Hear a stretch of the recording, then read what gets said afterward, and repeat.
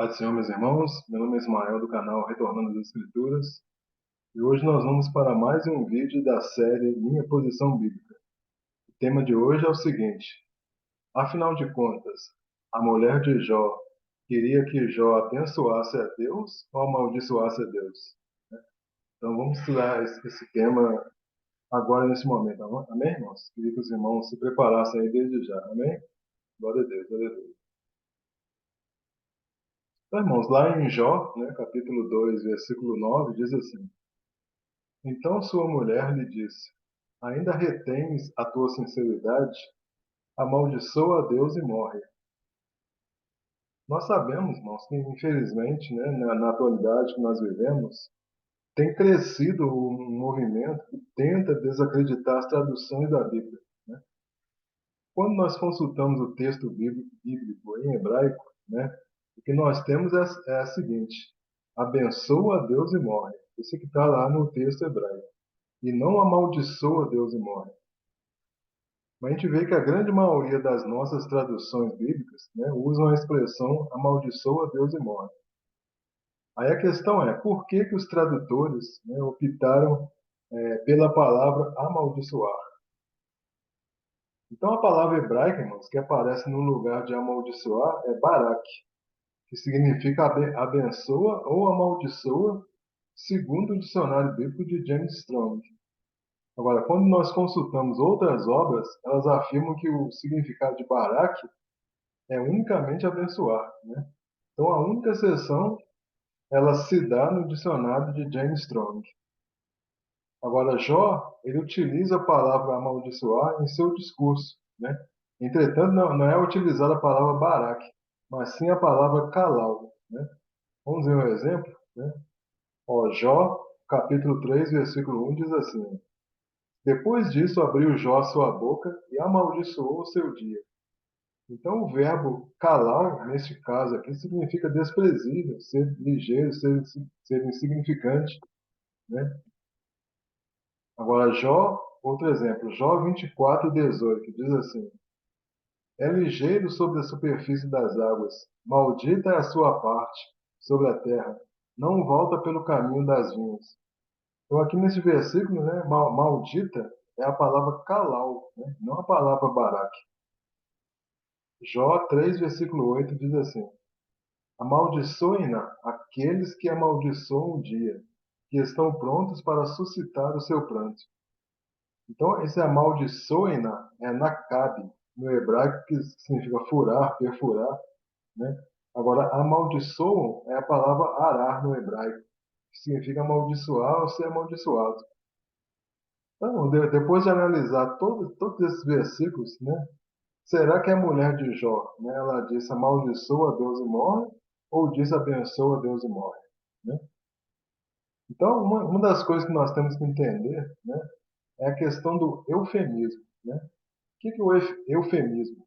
O eufemismo, ele é utilizado para substituir uma palavra ou um termo tabu, né, ou um conteúdo delicado e chocante, atenuando o seu sentido, né? Ou seja, é uma palavra utilizada para suavizar um discurso pesado, uma expressão forte, forte demais, né? Que foi o caso da mulher de Jó, né? Ou seja, é quando uma ideia muito dura é expressada de uma forma suave, para poder suavizar o significado e a comunicação de algo, né? Por exemplo, quando uma pessoa morre, né, e nós precisamos dar tal notícia a um ente querido, por exemplo, geralmente nós falamos o seguinte, ó, fulano de tal partiu, né? Ou ele não está mais entre nós. Então, tais expressões são o quê? Um eufemismo utilizados em lugar do real significado da situação, né? Fulano de tal morreu. Mas a gente não chega direto falando fulano de tal morreu. A gente chega falando, né? Fulano de tal partiu, né? Ele não está mais entre nós. Né? Então, isso significa, esse que é o eufemismo. Então, por exemplo, né? Ele passou desta para melhor, né? No lugar de ele morreu. Então, a palavra barak, né? Que significa abençoar, ela é utilizada na Bíblia como eufemismo, ou seja, para amaldiçoar, ou seja, ela é utilizada na Bíblia como eufemismo de amaldiçoar. Por quê? Por quê? Porque Deus aparece na frase, né? Então, por exemplo, Jó 1, versículo 15 diz assim, ó: Sucedia, pois, que decorrido o turno de dias de seus banquetes, enviava a Jó e o santificava e se levantava de madrugada e oferecia holocausto segundo o número de todos eles. Porque dizia a Jó: Porventura pecaram meus filhos e amaldiçoaram a Deus no seu coração? Assim fazia Jó continuamente. Então aqui a palavra amaldiçoar é Baraque, né? Só que aqui nós não precisamos de usar o eufemismo, por quê? Porque nesse caso Jó estava santificando os seus filhos, porque eles estavam o quê? Verdadeiramente amaldiçoando a Deus. O eufemismo aqui no caso não faz sentido, por quê? Porque se os filhos de Jó estivessem abençoando, para que ele santificaria os filhos, né? Então, nesse caso, o tradutor escolheu bem a palavra blasfemado em português, né? Que é o sentido claro da expressão no contexto. Por exemplo, Jó 1, versículo 10 diz assim: Porventura tu não cercaste de sebe a ele e a sua casa e a tudo quanto tem, a obra de suas mãos abençoaste, e o seu gado se tem aumentado na terra? Mas estende a tua mão e toca-lhe em tudo quanto tem, e verás se não blasfema contra ti na tua face. Então aqui a palavra blasfemar no versículo 11, que nós acabamos de ler, é Baraque, né? Aí vem aquela dúvida, né? Pastor, mas quando usar Baraque e quando não usar, né? Então é o seguinte, irmãos, todas as vezes que Deus se fizer presente, ou seja, ele fazia parte do versículo, faz parte do versículo, os escribas, eles não utilizavam a palavra calal, e sim a palavra Baraque, por uma questão de temor a Deus, e para que as pessoas elas não se utilizassem do versículo para poder amaldiçoar a Deus.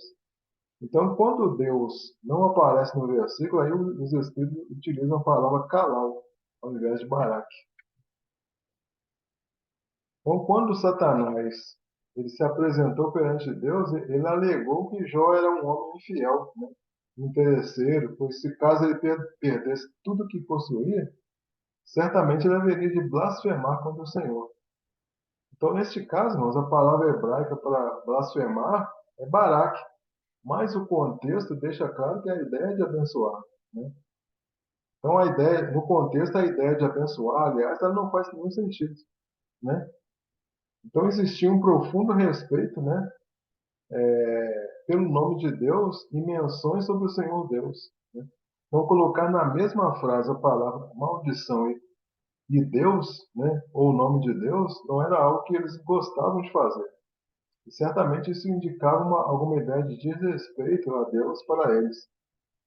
O nome de Deus era considerado tão sagrado para os israelitas que jamais eles escreveriam uma frase que propusesse que Deus fosse amaldiçoado. Então, no caso de Jó, capítulo 2, versículo 9, a palavra Baraque ela foi utilizada como eufemismo, né?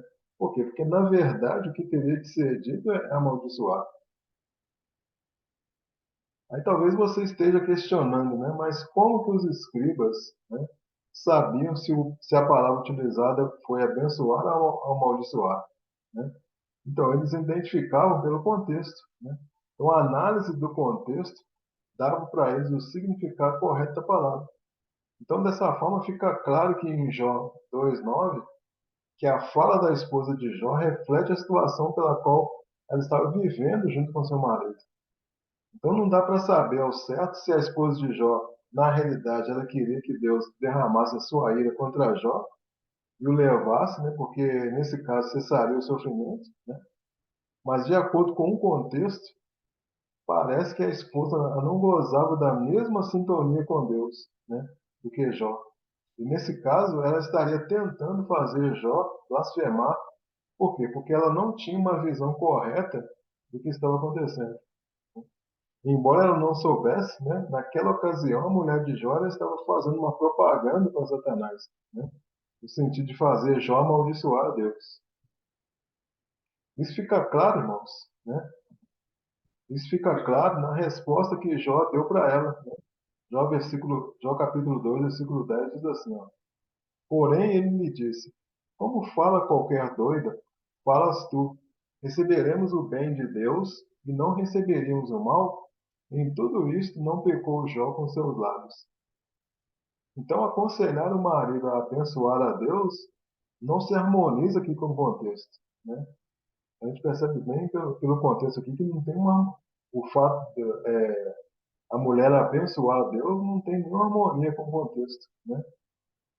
Por exemplo, vamos ver o caso aqui do Salmo 28, versículo 9, que diz assim: Salva o teu povo e abençoa a tua herança, e apacenta-os e exalta-os para sempre. Então, onde está escrito abençoa é a palavra barak, hebraica barak. Mas aqui nós observamos o quê? Que o contexto está falando de bênção mesmo, né? Deus está envolvido no versículo, assim a tradução abençoa está correta. O contexto está falando de bênção mesmo, né? A bênção de Deus derramada sobre o seu povo. Portanto, ali a tradução abençoa está correta. Nós vejamos um exemplo onde é utilizado o verbo barak como eufemismo, né? Por exemplo, 1 Reis, capítulo 21, a partir do versículo 10, diz assim, ó, E ponde defronte dele dois filhos de Belial, que testemunhem contra ele, dizendo, Blasfemaste contra Deus e contra o rei, e trazei-o fora e apedrejai-o para que morra. E os homens da sua cidade, os anciãos e os nobres que habitavam na sua cidade, fizeram como Jezabel lhes ordenara, conforme estava escrito nas cartas que lhes mandara. Apregoaram jejum e puseram Nabote diante do povo. Então vieram dois homens, filhos de Belial, e puseram-se defronte dele. E os homens, filhos de Belial, testemunharam contra ele, contra Nabote, perante o povo, dizendo: Nabote blasfemou contra Deus e contra o rei. E o levaram para fora da cidade e o apedrejaram e morreu. Então veja bem que o texto nele registra o julgamento que foi armado, né, para condenar aquele homem que se negou a negociar sua vinha com o rei Acabe, né, no caso Nabote.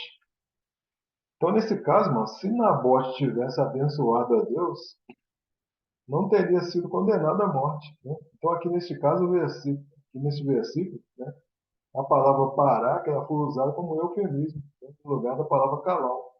Por quê? Porque se o escriba tivesse usado a palavra calau neste caso, Deus estava envolvido no versículo. Então, a palavra seria o quê? Ofensiva a Deus. Então, a palavra blasfemaste, nesse versículo, traduz o termo hebraico barak, que significa abençoar. Né? Ocorre que Nabote não poderia estar sendo acusado de abençoar a Deus. Né? Então, o sentido correto da frase é que Nabote estava sendo acusado de ter amaldiçoado a Deus. Então, irmão, qual é a conclusão que nós chegamos? Né? A mulher de Jó, ela pode ter falado realmente, né, amaldiçoa a Deus, em vez de abençoa, como está no texto hebraico. No entanto, para tornar o discurso mais brando, e não motivar os leitores a proferir palavras malditas contra o Criador, já que isto era condenado com pena de morte, os escribas redigiam Baraque em vez de Calau. Né? Então, no original, a mulher de Jó disse a ele: abençoa a Deus e morre. Porém, não com o sentido de abençoar, mas de amaldiçoar, pois a palavra usada foi usada como um eufemismo. Então, nós podemos deduzir do texto que a esposa de Jó ela não tinha as mesmas qualidades, né, do marido no que diz respeito ao relacionamento com Deus. Né? E erram, irmãos, aquelas pessoas que são radicais com a atitude dessa mulher. Né? Ela estava psicologicamente abalada por tudo que aconteceu de uma vez só no seio da sua família. Então, este conselho dado pela mulher de Jó tem relação com o sofrimento que o esposo estava passando. E para piorar a situação, os amigos de Jó o acusavam de pecado. Então, certamente, ela raciocinou da mesma forma, né, que os amigos. Então, quando ela pede a Jó para amaldiçoar a Deus, seria para ele um grande alívio, pois ele iria morrer. Né? E, na minha opinião, irmãos, as traduções para o português, elas erram ao traduzir para amaldiçoar. Né? O correto seria que o leitor da Bíblia ele pudesse meditar sobre o assunto. Quando ele lesse ali abençoar, ele iria meditar sobre o assunto, meditar sobre o contexto, meditar por meio de pesquisas no hebraico, né, ou mesmo em outros livros, para que Deus pudesse revelar para ele o que tem por detrás do versículo, né?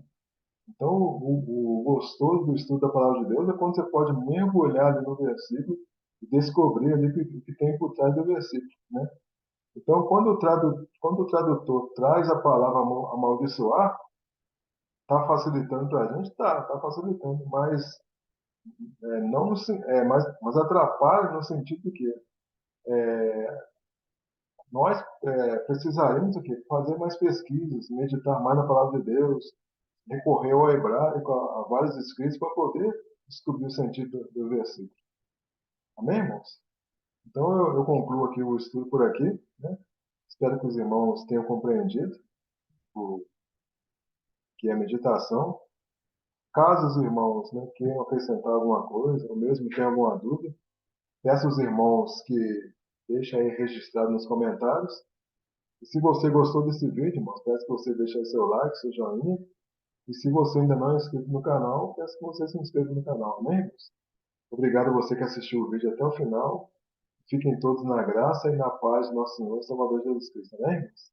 Glória a Deus. Aleluia.